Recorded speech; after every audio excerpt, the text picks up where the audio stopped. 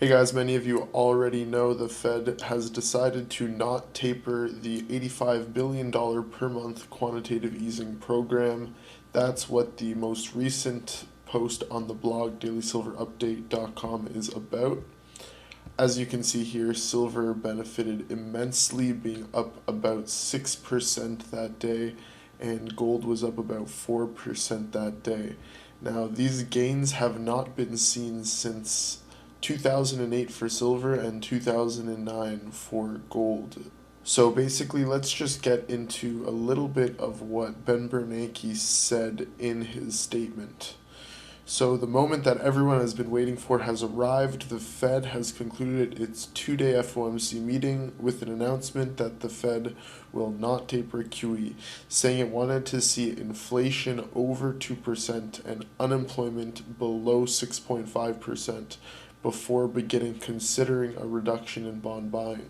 So that's just my introduction here to the two articles that I've posted, including the FOMC press release right underneath. So exactly what Ben Bernanke said.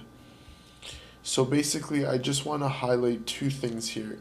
The first thing being, at the last FOMC meeting, Ben Bernanke said he wanted to see unemployment below 7%. And now it looks like he's changed that target to 6.5%. So honestly, the requirements for tapering back QE could just continually change, and we could honestly never see any type of tapering, or we could possibly see an increase in quantitative easing and sort of before they taper back on that initial increase. So I mean they've already upped quantitative easing like at least 3 times. So it could happen again. That's basically what I'm saying. So they also said Ben Bernanke also said he wanted to see inflation over 2%.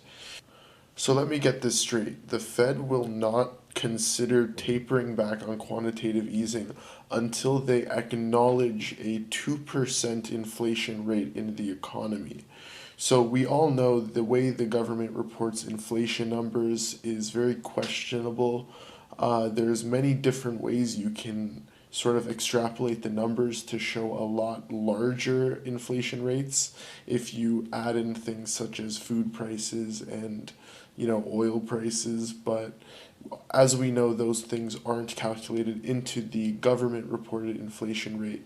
So my question to you guys is, once the market actually acknowledges that inflation is picking up, because we all know right now it is honestly, people think that inflation is non-existent.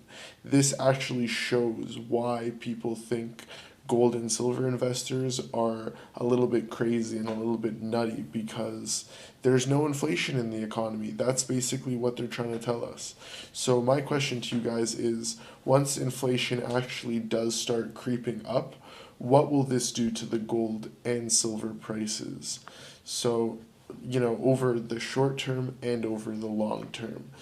I mean, regardless of whether or not they taper, what will the effect be on the gold and silver prices?